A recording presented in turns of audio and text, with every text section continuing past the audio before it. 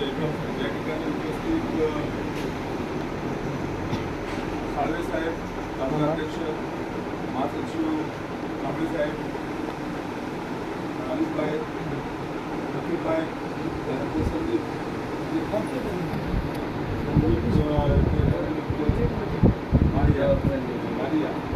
मारिया गायकवाड साहेब, वर्षाबाई, पंडित साहेब, तसेच या ठिकाणी उपस्थित कांबळे साहेब, श्रीकांत कांबळे, भाई हे सर्व या ठिकाणी उपस्थित आहेत. अक्षय काका, श्रीकांत कांबळे. डॉक्टर बाबासाहेब आंबेडकर हे फार पुरोगामी विचाराचे होते. पुरोगामी विचाराचे होते आणि खूप गोष्टी होत्या. तो बाबा साहब को ये पता था कि मेरा जो समाज है, ये समाज के पास मतलब हजारों सालों से जमीन नहीं है और संपत्ति नहीं है.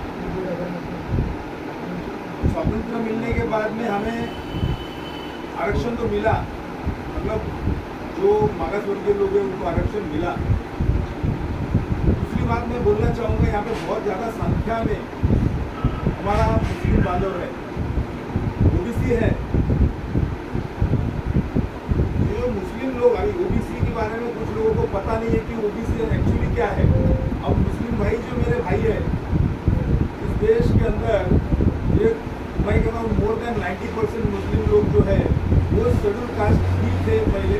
इस देश के अंदर शेड्यूल कास्ट के ऊपर जिस तरह से अन्याय अत्याचार होते थे, उस वक्त इसीलिए अपने ही बंदे, अपने भाई है, इन लोगों ने उस वक्त धर्मांतर किया होगा. लेकिन ये भारत का संविधान कहता है कि ये देश के जितने भी धर्म के लोग हैं सबके लिए इक्वलिटी होना चाहिए. तो बाबा साहब को पहले ही मालूम था कि जो मेरा समाज है, जो ओबीसी, एससी, एसटी और एचएनटी और उसके बाद में जो अल्पसंख्यक जो आज का जो मुस्लिम समाज है, ये समाज गरीब समाज है. ये गरीब क्यों है ये सोचने वाली बात. थोड़ा पीछे जाएंगे, थोड़ा इतिहास समझ लेंगे, थोड़ा इतिहास समझेंगे तो हमको कैसा लड़ना है, तो हमें हमारे ऊपर किस तरह से अन्याय किए गए हमें मालूम पड़ेगा.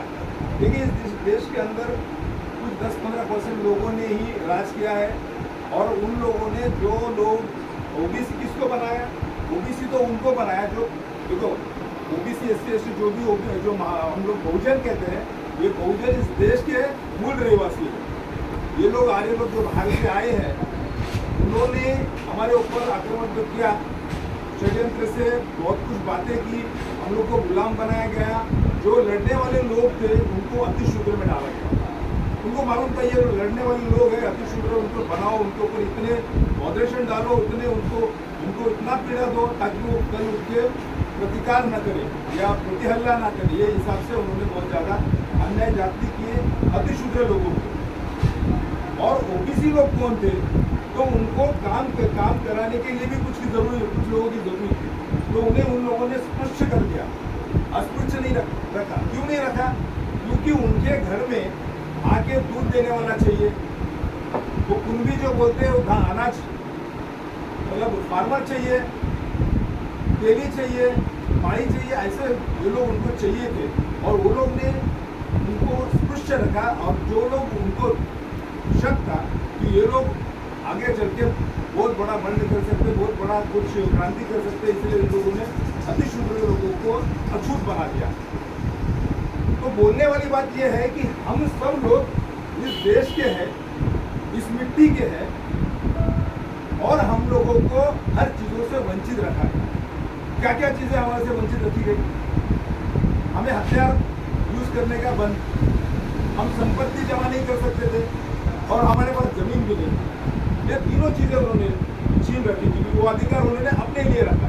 हमारे पास कुछ भी. इस देश की 85% लोग जो बहुजन समाज है उनको ये 3 अधिकार, शिक्षा का अधिकार भी उन्होंने नहीं दिया था हमको. तो बाबा साहब को ये पता था, इसीलिए बाबा साहब ने कोशिश की. बाबा साहब ने क्या कोशिश की कि ये जमीन और संपत्ति का राष्ट्रीयकरण करें. राष्ट्रीयकरण इसका मतलब ये है कि ये देश के अंदर जो इनइक्वालिटी ऑलरेडी है उसको इक्वलिटी में लाना चाहिए, चाहते थे बाबा साहब.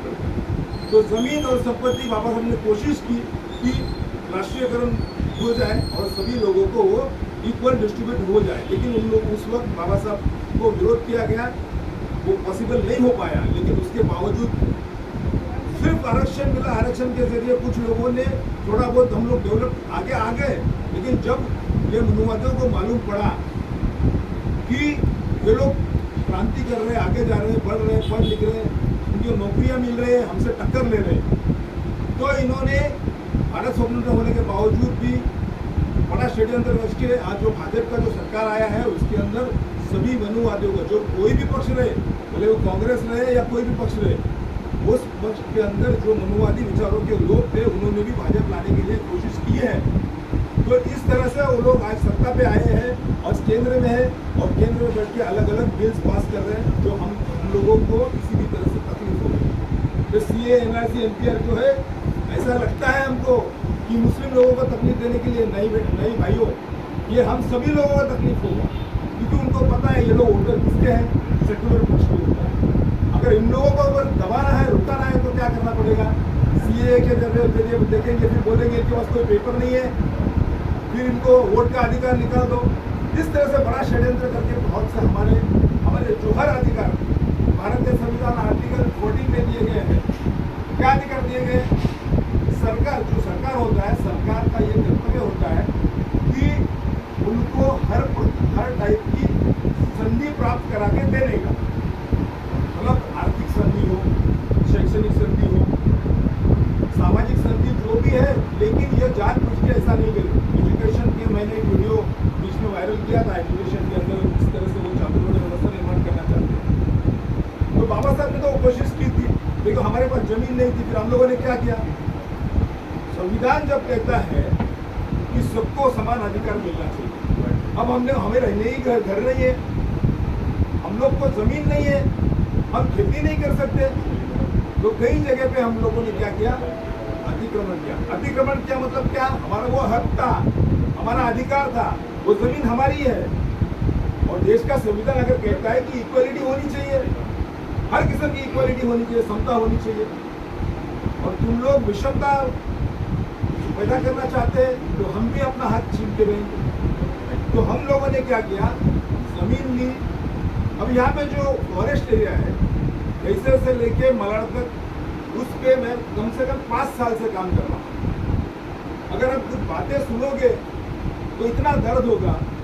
97 का एक ऑर्डर था, हाईकोर्ट ने ऑर्डर दिया, हालांकि वो पहले फॉरेस्ट में नहीं था, लेकिन किसी एक संगठन था, कोई NGO था, उन्होंने ऑब्जेक्शन लिया, ये फॉरेस्ट की जमीन है, इन लोग को हटा दो। तो ये लोग क्या करते हैं? ऐसे जगह पे रहते कौन है? बहुजन लोग रहते हैं। फिर इन बहुजनों को तकलीफ देना है इनको, तो फिर कुछ ना कुछ लाएंगे कानून का जो भी है, बोले फॉरेस्ट में लैंड है तो इन लोग को हटा दो यहाँ से। तो 97 में एक ऑर्डर आया, हाईकोर्ट ने ऑर्डर दिया, एक तो उनका पुनर्वसन करो, और जब तक पुनर्वसन नहीं होता है तब तक उनको जो नागरिक सुविधा है, मतलब क्या है, पानी है, बिजली है, रास्ते है, टॉयलेट है, ये कुछ भी उन्हें देना नहीं है, उनकी सुविधा, उनको सुविधा नहीं देनी है। अब 97 के ऑर्डर के बाद में कुछ ही लोगों का पुनर्वसन हुआ है। अब कम से कम 25,000 लोग कानूनन बाकायदा जो लीगल है, 25,000 लोग हैं टेक्सास से लेके मलाड़ तक, और बाद में जिन्होंने अतिक्रमण किया है वो पकड़ेंगे तो कम से कम 50,000 फैमिलीज है। 50,000 फैमिली सोचो। अब 97 से लेके आज तक कम से कम 24-25 साल हुआ। ये 24-25 साल में उनको ना टॉयलेट है, ना रास्ते हैं, ना बिजली है, कोई भी सुविधा नहीं है। तो सुविधा तो नहीं है और कोई देने की सोचता भी नहीं है। तो पिछले 5 साल से मैं कोशिश कर रहा हूँ, हम लोग लड़ रहे हैं, हमारी एक टीम बनी हुई है, पैसे से लेके फरार कर हम उसके ऊपर काम कर रहे हैं। कल जो पाटिल मैडम थी उनसे भी मैंने बात की, पाटिल मैडम को मैंने इस बारे में डिस्कस किया, तो पाटिल मैडम ने कहा कि जितने भी दायरा तो सवाल है ही है, लेकिन जितने भी अतिक्रमण या फॉरेस्ट की लैंड है या और भी जो मैंग्रोव का जो वो ये भी ऐसा कई चीज़ें हैं, उसमें तो भैया हमारा हक है। कभी हम अपने आप को गुनहगार ना समझे, पहली बात याद रखो, हम अपने आप को गुनहगार ना समझे कि अरे हम लोग अतिक्रमण किया है, कोई बात नहीं, अतिक्रमण किया है, यह देश की सरकार की जिम्मेदारी थी। क्या जिम्मेदारी थी? हमको घर देना, हमको रास्ते देना, शौचालय देना, निवारण देना, जो बंदूक का- गवर्नमेंट की जिम्मेदारी है, तुम नहीं दे रहे हो, ये तो तुम दे नहीं रहे हो, तुम वहाँ से भगा रहे हो हमको। फॉरेस्ट जो वहाँ पे उनको पानी नहीं मिल रहा है, नीचे से पानी भर के ऊपर मिल रहा है। और जो लोग जो इलीगल पानी दे रहे हैं, इलीगल बिजली दे रहे हैं, हमारे लोग, हमारे भाई जितना कमाते हैं उसमें से 80% पैसा बिजली और पानी में चला जा रहा है। 20% पैसा घर में कैसे खाते रहेंगे, कैसे पीते रहेंगे और अपने बच्चे का एजुकेशन कैसे करें, हर तरह से मजबूर किया गया है। इसी तरह हर क्षेत्र में मजबूर किया गया है। जो गायरा जो हमारा देश स्वतंत्र होने से पहले से ही हर गांव के अंदर 5% जमीन जो थी वो रिजर्व थी। अब वो रिजर्व जमीन कुछ कई गांव में हम लोगों ने जोतने के लिए ले लिए हैं, लेकिन अभी भी वो जमीन हमें हमारे नाम पे नहीं हुई है, नहीं दे रहे हैं, जबकि हमारा हक है। हमारे पास पहले से ही जमीन नहीं है। अगर जमीन नहीं तो देना चाहिए ना, तो सरकार को देना चाहिए ना। तो हम जमीन मांग रहे हैं, वो जमीन नहीं दे रहे। गायरान का बहुत बड़ा और गाँव में क्या होता है कि दबंग लोग रहते, ठाकुर लोग